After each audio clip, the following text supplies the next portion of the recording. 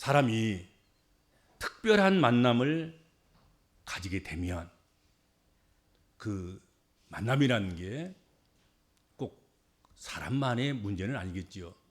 역사를 만난다든지 책을 만난다든지 상황을 만난다든지 사건을 만난다든지 위대한 인물을 만난다든지 또 나를 의탁할 신을 만난다든지 그런 특별한 만남을 가지게 되면 사람이 달라져요. 그렇죠? 사람이 바뀐단 말이에요. 사람이 변화를 받습니다. 제자들은 정말로 무지렁이 같은 그런 사람들이었어요.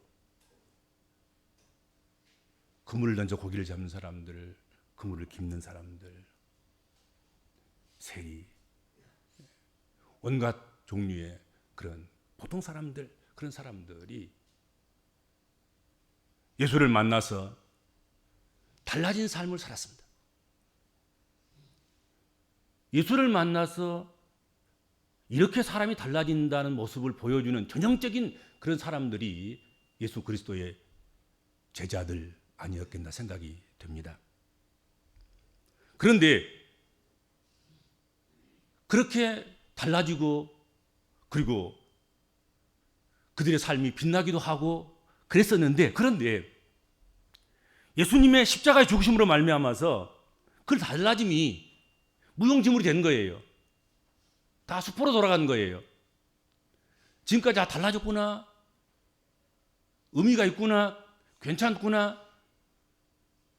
실패했다가 또 일어나기도 하고 실수했다가도 다시 회복하기도 하고 그런 과정을 받기는 했지만 그래도 의미가 있겠구나.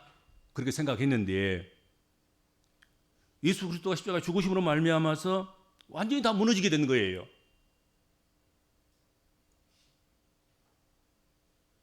완전히 이전 상태로 돌아가게 된 거란 말이에요. 아니 이전 상태보다 더 못한 그런 상태로 돌아가게 됐습니다. 그런데 오늘 본문 말씀에 다시 등장하죠. 제자들이 사라졌던 예수 그리스도의 죽으심과 함께 다 도망치고 숨고 뭐 그랬던 사람들이 다시 오늘 말씀에 등장을 해요. 그래서 다시 오늘 말씀에 등장하는 제자들은 이전의 달라짐과는 그 차원이 달라요.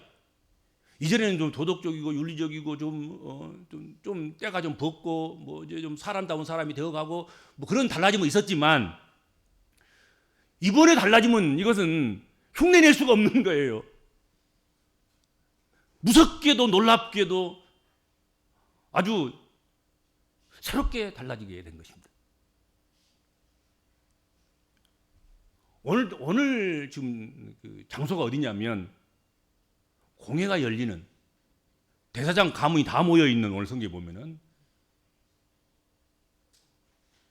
재판이 벌어지는 그런 장소에 지금 끌려온 거예요. 제자들이 신문을 받고 있는 것입니다. 그런데 그곳에서 담대하게 예수를 증거합니다. 목숨 걸고 예수가 그리스도라고 외쳤다 하는 것이죠. 그렇다면 무슨 연고로 이들이 이렇게 달라졌을까요? 이렇게 변화가 됐을까요?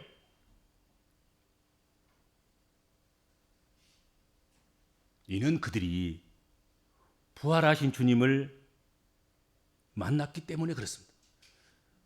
부활하신 주님을 만나서 부활신앙을 가졌고 그리스도가 약속하신 성령을 받아서 새로운 피조물이 된 것 때문에 그렇습니다. 그래서 제자들의 힘이 아닌 자신들의 능력이 아닌 부활신앙의 능력으로 성령의 능력으로 인간의 생각과 의지가 아니라 부활의 주님과 성령의 인도하심을 따라서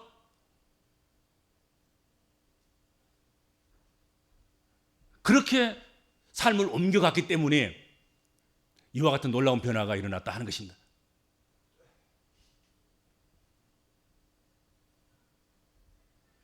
죽으셨다가 다시 사신 예수 그리스도를 만나고 그의 제자들은 이전의 달라짐과는 비교할 수 없는 아주 비범한 모습으로 달라졌다 하는 것이지요. 제자들이 그랬다고 하면, 제자들이 그렇게 달라졌어요 라고 이야기할 수 있다고 한다고 하면, 그랬다면 우리도 그렇게 달라질 수 있고 달라진 삶을 살아낼 수 있다 하는 것이지요.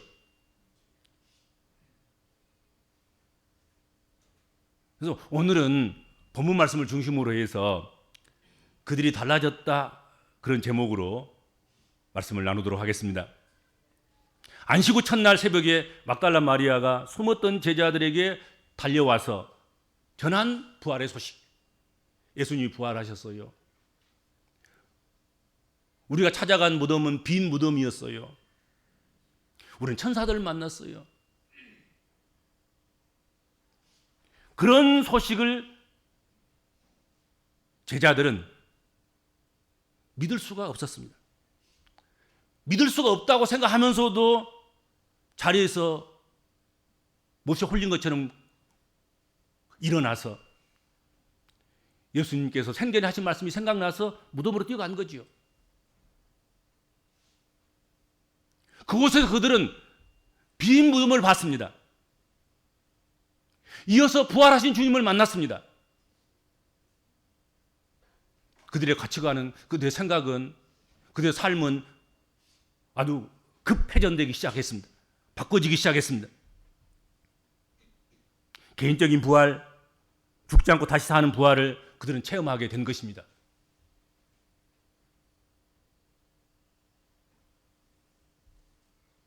예수님의 부활 이전과 예수님의 부활 이후의 제자들과 그 교회가 보여준 것은 이전과는 180도 전혀 달라진 그런 모습이었다 하는 것이죠.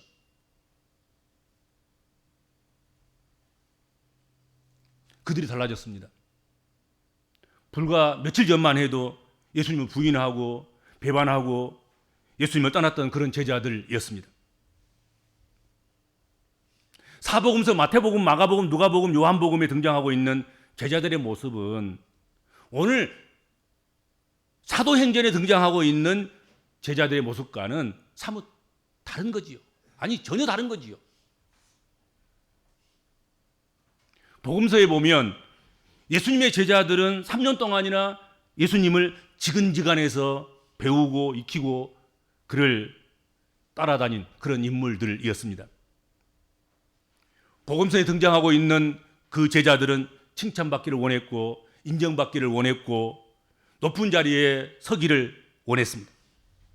내 꿈이 소중했습니다. 내 출세가 중요했습니다. 그래서 예수님을 따른 거예요. 나를 위해서 예수님을 따른 거죠. 예수님을 따르면 한 자리 할 수 있겠지. 예수님을 따르면 배는 안 굶겠지. 예수님을 따르면 이 사람다운 사람, 사람 대접을 받을 수 있는 그런 사람으로 살아갈 수는 있겠지. 내 소원을 이룰 거야, 내 꿈을 이룰 거야, 내 비전을 이룰 거야. 출세도 하겠고 그러겠지. 그래서 예수님을 따른 거죠. 복음서의 제자들은 예수를 따르는 그 이유가. 그런데 그들의 기대와는 달리 갑자기 예수님께서 아주 처절하게 33살에 십자가에 못 박혀서 죽어버리신 것입니다. 제자들은 이제 어떻게 도망칠까? 어떻게 살아남아서 이후의 삶을 어떻게 살 것인가 하는 생각뿐이었습니다. 그리고는 십자가를 지신 주님을 떠나서 그들은 줄곧 문을 걸어 잠그고 그 걸어 잠근 문 뒤에서 숨어 있었습니다. 그런데 사도행전에 등장하는 제자들은 복음서에 등장하는 제자들과는 전혀 딴판으로 달라진 그런 제자들이었다 하는 것입니다. 인물은 같은데 복음서의 베드로는 사도행전의 베드로 똑같은 베드로인 거예요. 복음서의 요한은 사도행전 요한과 똑같은 거예요. 야고보도 마찬가지고 마태도 마찬가지고 다 마찬가지인 거예요. 그런데 성령이 충만했고 전면에 나서서 예수를 전하는 사람들이 되었습니다.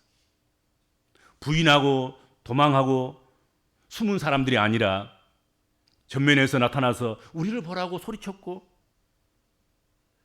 너희가 죽인 예수를 하나님이 다시 살리셨다 선포했습니다. 예수는 너희 건축자들의 버린 돌로서 집 모퉁이의 머릿돌이 되었느니라. 예수 외에 다른 이로서는 구원을 받을 수 없나니 천하 사람 중에 구원을 받을 만한 다른 이름을 우리에게 주신 일이 없다. 그렇게 지금 어디서요? 사석에서 한 게 아니에요. 어디 문 앞에서 문 뒤에서 거기서 한 게 아닌 거예요. 베드로가 부인할 때는 여러분 재판장 앞에서 한 게 아니에요.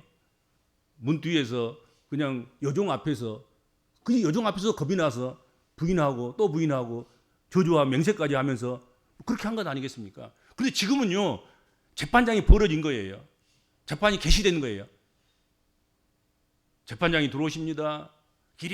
다 기립해가지고 자 착석하고 재판 진행됩니다. 재판 진행된 거예요.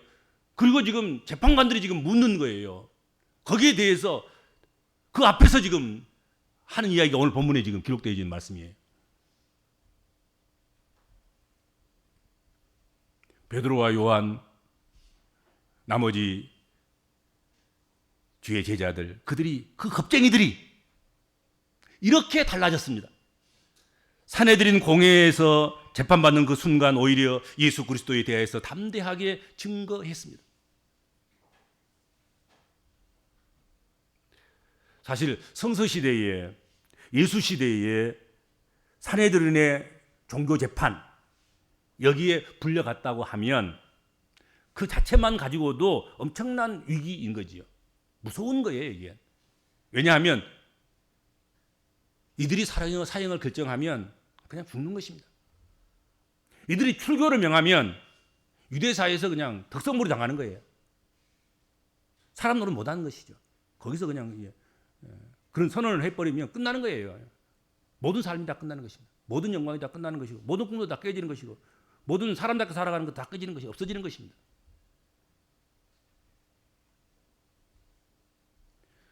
그래서 사내들인 공회 앞에 재판받으러 서 있는 사람 중에 말 한마디 제대로 변명하는 그런 사람이 거의 없었다 그래요. 그 증언에 따르면, 그리고 역사적인 기록에 의하면 사내들은 그 공회 재판 앞에 서기만 해도 그 오금이 저리는 거지. 제 하고 싶은 말도 못 하는 거예요. 그런데 베드로와 요한, 이 사람들 제대로 공부라도 해본 사람들입니까? 뭐라도 해본 사람들입니까? 아니잖아요. 그냥 필부인 거예요. 보통 사람, 범부인 거죠. 그냥 범인에 불과한 거예요. 작은 인상에 불과한 거지요. 그런데 그런 위험과 그 위협 속에서도 담대하게 오히려 그들에게 복음을 선포하고 있는 거예요. 지금 복음을 전하고 있는 거란 말이죠. 오히려 이 당당함이, 그것 때문에 사내들인 공회원들이 놀라서 나중에 그냥 이들을 풀어주고 말아요. 그냥 방면하고 말지요.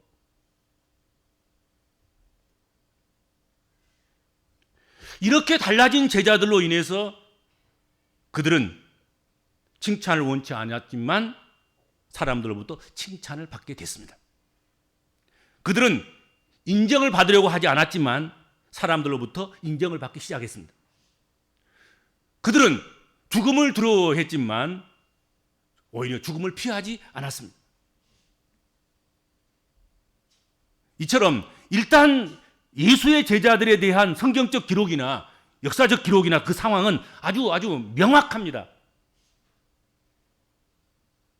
살고자 그렇게 몸부림쳤던 그들이 모두 순수하게 도살장으로 끌려가는 소처럼, 도살장으로 끌려가는 염소처럼, 양처럼 순교가 당연한 것처럼 순교의 길을 한 걸음 한 걸음 걸어갔다 하는 것이죠. 복음서에 실패만 반복하던 제자들이 사도행전에서는 놀랍게 변해서 쓰임받게 되고 변화된 사람이 되었습니다. 그 중심에 뭐가 있습니까? 그들이 그게 달라진 것, 내 아들이 달라진 것, 내 딸이 달라진 것, 내 아빠가 달라지고 내 엄마가 달라진 것, 내 조상이 달라지고 내 후손들이 달라지는 것, 그 중심에 뭐가 있을까요? 이 제자들이 달라진 것, 그 중심에 예수님의 부활 사건이 있다 하는 것입니다. 그들은 예수님의 부활을 보았기에 예수님이 살아계실 때는 예수님께서 십자가를 지고 가려고 할 때는 전부 다 도망가 버리고 모른다고 하고 피해서 어슬렁어슬렁 혼입을 쓰고 도망가 버리기도 하기도 하고 막, 예. 나는 고기 잡으러 하러 간다 가버리기도 하고 막 엠마오로 가보기도 하기도 하고 막.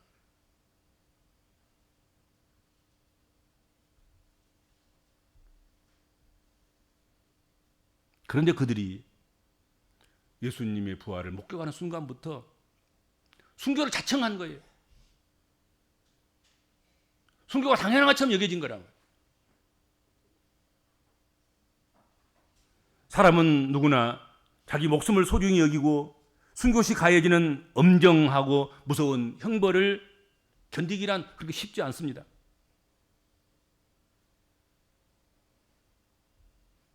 예수의 부활을 스스로 직접 보지 않고는 예수님의 제자들과 같은 그런 행위가, 그런 순교의 행위가 이루어질 수 없다 하는 것이죠. 뭔가 만났기 때문에, 보았기 때문에, 이전에 경험하지 못했던 걸 경험했기 때문에 그냥 아무 미련도 없이, 아무 걸거침도 없이 그렇게 모두가 다 한 명도 안 빠졌고, 가룟 유다는 자기가 스스로 죽었지만 나머지 11명은 전부 다 순교한 거라고요.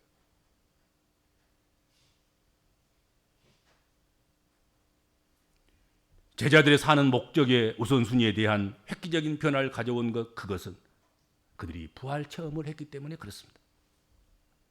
부활 체험이 있은 후 제자들은 숨어있던 곳에 그 문을 박차고 밖으로 달려나갔습니다. 유대인들은, 대제사장들은, 그리고 그 지도자들은 제자들이 예수의 시체를 훔쳐갔다고 유언비어를 퍼뜨리기 시작했습니다. 그들의 스피커하고 그들이 가지고 있는 조직하고 이런 것들을 이겨나갈 수가 없어요. 작은 숫자에 불과한 제자들 12명이 있는데, 그러나 포기하지 않고 울고만 있지 않고 제자들은 세상으로 나가서 주님의 부활 사실을 증거한 것입니다.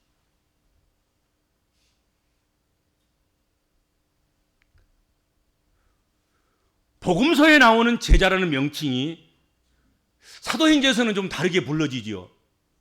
사도행전에서는 사도라는 명칭으로 변경됩니다. 이것은 예수님의 부활을 전후로 해서 달라진 것이 아닌가 그렇게 생각하고 또 그렇게 보아야 하리라 생각이 됩니다. 제자는 헬라어로 마데테스예요. 마데테스. 마데테스란 말이 무슨 말이냐면 배우고 뒤따른 사람이란 그런 뜻이에요. 배우고 뒤따른 사람. 그들은 스승이신 예수님께로부터 배움을 받고 스승인 예수님을 뒤따라가는 그런 사람들인 것이지요. 그런데 사도라는 이 말은 헬라어로 아포스톨로스예요. 아포스톨로스는 보내심을 받은 자라는 뜻입니다. 그냥 배우고 뒤따라가는 정도가 아니고, 이것은 보내신 자가 있어서 보내신 자가 의도를 가지고 보내신 자가 자신을 대신해서 누군가를 보내서 그 일을 감당하게 하는 그런 의미이단 말이죠.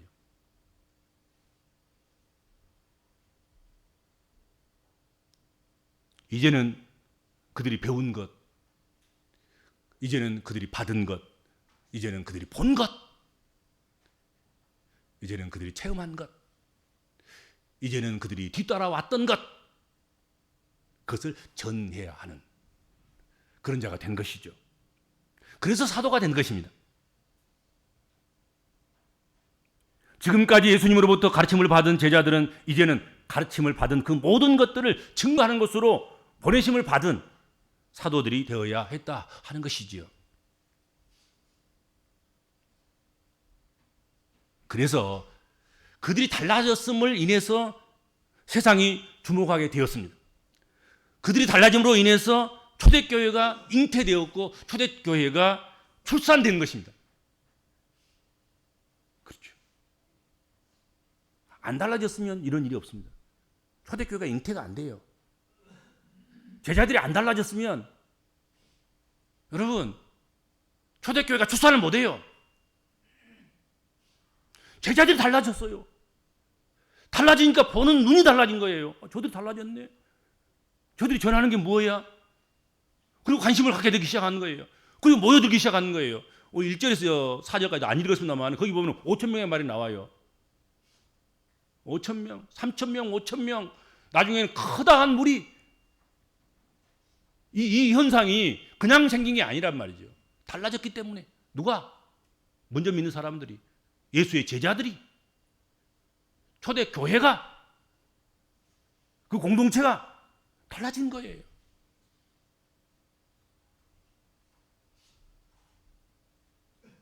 제자들의 암과 삶의 터닝 포인트는 예수님의 부활 사건이었습니다. 예수님의 부활. 제자들이 그렇게 아는 것이 바뀌어지고 삶의 원리가 바뀌어지고 삶의 원칙이 바뀌어지고 삶의 이유가 바뀌어지고 그렇게 터닝 포인트가 된 것, 그것은 예수가 죽으셨다가 살으셨다는 거죠. 그걸 만난 거예요. 만난 것. 안 만났으면 뭐 모르겠지만 소식을 들은 것만이 아니라 눈으로 본 거예요. 그리고 그 음성을 들은 거예요. 도마는 그냥 부활하신 주님의 손바닥에서 못자국을 만진 거예요. 옆구리에 손을 넣어본 거예요. 창자국에다가.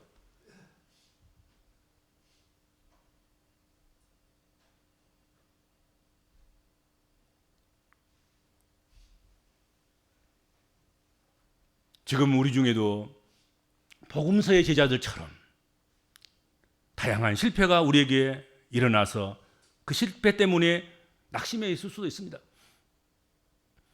도덕적으로 윤리적으로 좀 더 착하게 살아보려고 교회에 온 사람도 있을 것이고 교회를 통해서 예수를 믿고 하나님을 의지하면서 내 꿈을 이루고 내 소원도 이루어보고 뭐 그러려고 교회에 나온 사람도 있을 거예요. 그런데 고난이 오고 시험이 닥치고 실패가 오고 꿈이 드디어 이루어지고 비전이 가물가물해지고 그러면 흔들릴 수 있는 거지. 낙심할 수 있는 거지. 그러나 부활의 주님을 삶의 터닝포인트로 삼기만 하면 얼마든지 사도행전의 사도들처럼 그런 능력의 삶으로 전환할 수 있다 하는 것입니다. 근데 이제 나를 위한 것이 아니라 보냄을 받은 자로서 하나님의 주신 사명자로서 그렇게 살아갈 수 있게 된다 하는 것이죠. 우리 복음적인 그리스도인들에게 오늘 이 부활절이 부활하신 예수님 때문에 내 인생이 이렇게 달라졌다고 고백이 이어지고 불신자들도 내가 부활하신 예수님 때문에 달라진 것을 알도록 그렇게 하는 부활절이 있으면 좋겠어요. 아니 작년에 부활절하고 올해 부활절하고 사람이 달라졌네 저거. 와 교회가 달라졌어요. 교회가. 이래야 되지. 진짜 부활은 그게 있어야 되는 거거든요. 그게 진짜 부활인 거예요. 아니 보이잖아요. 오늘 성경에 이렇게 확연하게 복음서의 제자들과 오늘 사도행전의 제자들은 전혀 달라요.